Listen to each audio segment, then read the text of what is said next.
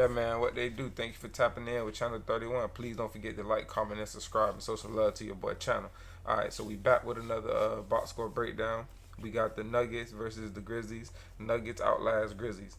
Yeah, it really wasn't Nuggets outlasting them. I mean, I guess you could say that, but really it should have been Nuggets wire to wire win over Grizzlies.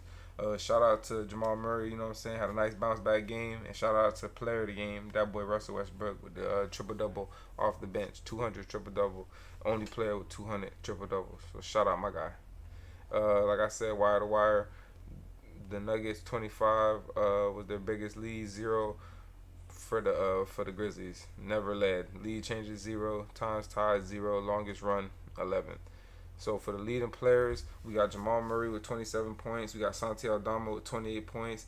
Hey man, shout out Santi Aldama with the big 28 points off of the bench. You know what I'm saying? The Grizzlies are definitely gonna need that from him. So it's good to see that he's getting these minutes early in the season, so that way he can have the confidence. Because later on in the season, they definitely gonna need his production. He's not always gonna have 28, but they just gonna need him to be efficient and confident coming off the bench. But we got MPJ with 11 rebounds, Santi with 11. Shout out Santi with the with the double double. Russell Westbrook leading the way with 14 assists. Scottie Pippen with 6. Jamal Murray had 2 blocks. Jaren Jackson had 5. So let's get into it. The Nuggets outscored the Grizzlies by 12. The Grizzlies did. Yeah, that's it. So the Grizzlies did win the rebound battle. The Nuggets won the assist battle thanks to Russell Westbrook. The Nuggets got 15 steals, which is definitely key to winning. They got 6 blocks, whereas the Grizzlies got 9 steals and 10 blocks. So the Nuggets, so both teams turned the ball over a lot, but the Nuggets unfortunately had less, so that kind of led to them winning as well. 18 turnovers to 22. You know what I'm saying? Anything over 10 turnover, I mean, anything over like 15 turnovers is just way too much.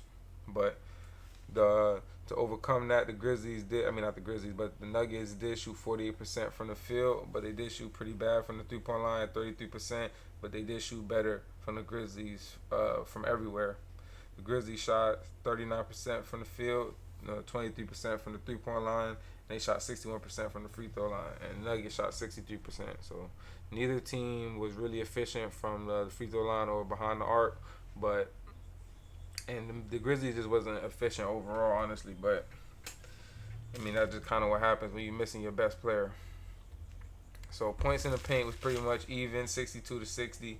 Second chance points went to the Grizzlies with 27-19, and then fast break points was 28-17 by Denver. Russell Westbrook was definitely a big factor in that. He was definitely pushing the pace when he got in the game. All right, so to get into it with the Nuggets, we got Jamal Murray with 27 big points. Like I said, he had this is a good bounce back game for him because he has been playing a little shitty since Jokic been out, but it's good to see him showing he can kind of lead the way even though Jokic's not there. But 27 points, 6 assists, 4 rebounds, 3 steals, and 2 blocks. So he had 5 stocks, 3 turnovers, but we ain't gonna mind that when you got all this kind of production going on. And he shot officially from the field, went 10 for 20, 50% from the field, 5 of 10 from the 3-point line, 50% as well. Did miss a free throw, went 2 out of 3. All right, so we got Michael Porter Jr. with 24 points, 11 rebounds, 3 assists, a steal and a block, so 2 stocks. He shot pretty efficiently from the field, 11 for 21, 52%, but he did shoot miserable from the 3-point line, did not make 1, 0 4, and shot bad from the free throw line, 2 of 6. So, I mean, it's good to see that he didn't hit free throws and he didn't hit 3-pointers, but he still was able to give you 24, and he still shot over 50%, so that's a good look. You know what I'm saying? Because if the threes are falling, and that's like a 40, I mean, that's like a 40-point game, honestly.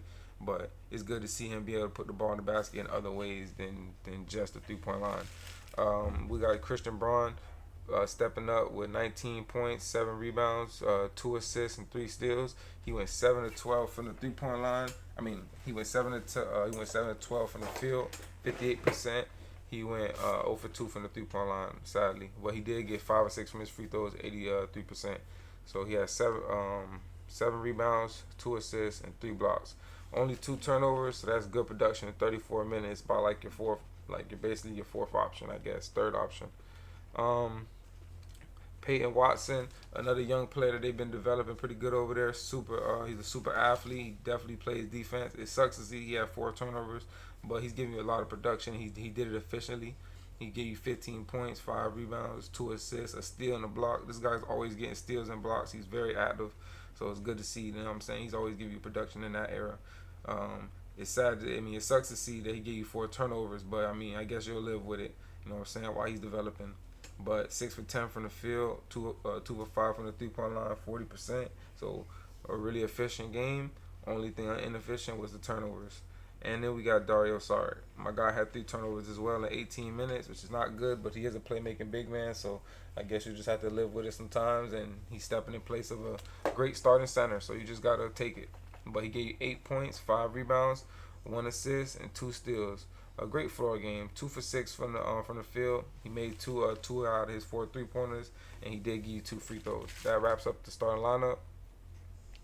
So to get into the bench, we got Russell Westbrook, player of the game, 32 minutes, the 200th triple-double in NBA history, so I'm glad I get to cover that. Shout out to Russ, you know what I'm saying, only player with 200 triple-doubles in NBA history. He gave you 12 points, 14 assists, 10 rebounds, 2 steals, and a block. Did give you 5 turnovers, but we know how Russ played, so we ain't gonna mind that. 5 of 12 from the field, 41%, 1 of 4 from the 3-point line, 25%, and 1 for 2 from the free throw line.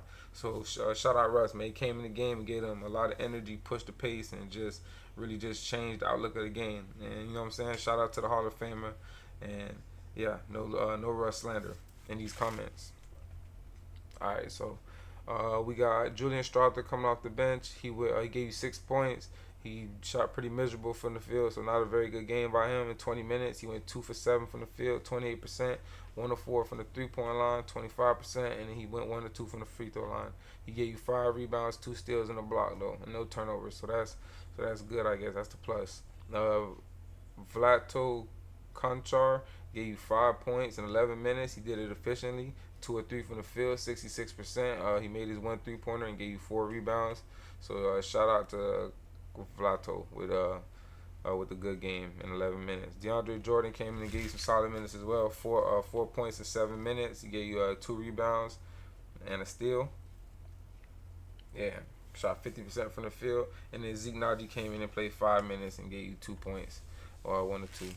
So yeah, man. Shout out to Russ coming off the bench, changing the game. This really was the key to the game. How Russ just came in and dominated and just put on a virtuoso. He really turned back the clock. I mean, not the best scoring game, but you know what I'm saying. Just turned back the clock. Gave us a triple-double off the bench, and then Jamal Murray just taking over and just having a great efficient game, as well as Michael Porter Jr. All right, so for the Grizzlies, you know what I'm saying. Like I said, we got the key players out. Well, the key player out, honestly, and the big man. And as you can see right there, Desmond Bane, miserable game. But we're going to start off with Jaren Jackson Jr. My guy had 19 points in 28 minutes. He gave you 8 rebounds, an assist, a steal, and 5 blocks. So he gave you 6 stocks. But to counteract all that great defense that he gave you and all them points, he gave you 7 turnovers. So that is just really not an efficient game.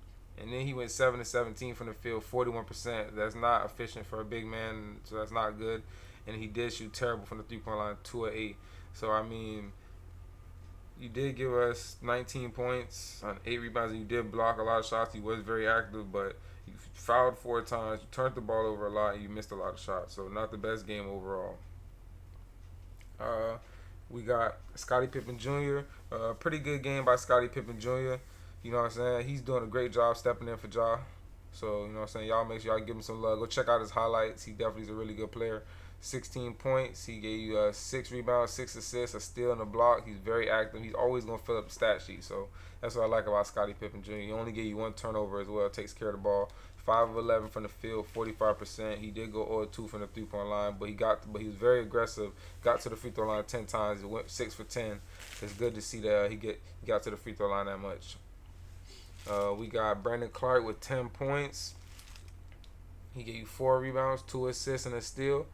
1 turnover in 21 minutes. 4 for 7 from the field, 57%. Did miss his 1 3-pointer, but he hit 2 free throws. Pretty good game by Brandon Clark. That's pretty much what you can expect from Brandon. Jalen Wells with 8 points, the rookie, in 19 minutes, 2 turnovers, 2 steal, well, a steal and a block, so 2 stocks, 2 assists, 3 rebounds. He shot 3 of 9 from the field, 33%. He shot 1 for 3 from the 3-point line. Solid production by the rookie in 20 minutes. So that's gonna wrap up the starting lineup right there. So I'll say the player of the game for this side would be Santi Aldama. It's crazy how the player of the game on both sides is a bench player, but that just goes to show you how deep and like that just goes to show you how deep both teams are. When both players are when both teams have a player on both sides, the bench player came in and really took over and dominated the game. But Santi Aldama with the game high for the Grizzlies, 28 points, 11 rebounds, and he gave you a block. Did turn the ball over 3 times, but we'll live with that. Where you go 12 or 19 from the field, 63%, and 4 or 7 from the 3-point line. Hey, like I said, this guy can play. And honestly, he's really just an underrated player, and people just tend to forget about him. But he is like a 7-foot player. He kind of reminds me of Chris Bosh, and you know what I'm saying? I know that's kind of like a high expectation, but that's just who he reminds me of. When I watch him play, he reminds me of Chris Bosh because he can kind of put the ball on the floor. He can run the floor. He can make plays, and he's really like a good spot-up shooter. As you can see, he hit 4 out of 7 threes, and the Grizzlies are going to need him. He's going to be instrumental in their lineup down the stretch. So it's good to see that he's getting these minutes early and he can establish himself in the rotation. We got 8 points by Jake LaRavia in 27 minutes. Not an efficient game by any means. He had 9 rebounds, 5 assists, 3 blocks, but he did make up for the inefficiency by having a great all-around game. So that's good production in 27 minutes. He just didn't shoot well. 3 of 11, 27%, or 2 from the 3-point line. All right, we got Luke Kennard. He gave you 6 points, 1 rebound, 3 assists, 1 steal, 2 of 6 from the field, and 1 of 4 from the 3-point line. So pretty bad game by Luke Kennard. They could have used some more bench scoring by Luke. Yeah, we got Jay Huff, man. Like I say, Jay Huff personally one of my favorite little underrated centers because every time he get in the game, he always gonna hit a 3, always gonna block some shots and just rebound the ball. But in 12 minutes, he only gave you 6 points. He gave you a rebound. He did hit a 3, and he went 2 of 5 from the field. So good job, Jay. 7 minutes for Vince Williams. He gave you 4 points, 2 of 6 from the field. Did miss his 1 3, 5 rebounds, but he gave you 3 turnovers. So yeah, come on, Vince, gotta handle the ball, my guy. And John Conchar, 11 minutes, gave you a donut. 0 for 2 from the 3-point line, 2 rebounds, 2 steals. So as you can see, these guys turn the ball over. Practically everybody who played some good amount of minutes turned the ball over. And then you got your leading guy with 7. That really just kind of dooms you. Oh yeah, my bad. I ain't even talk about him.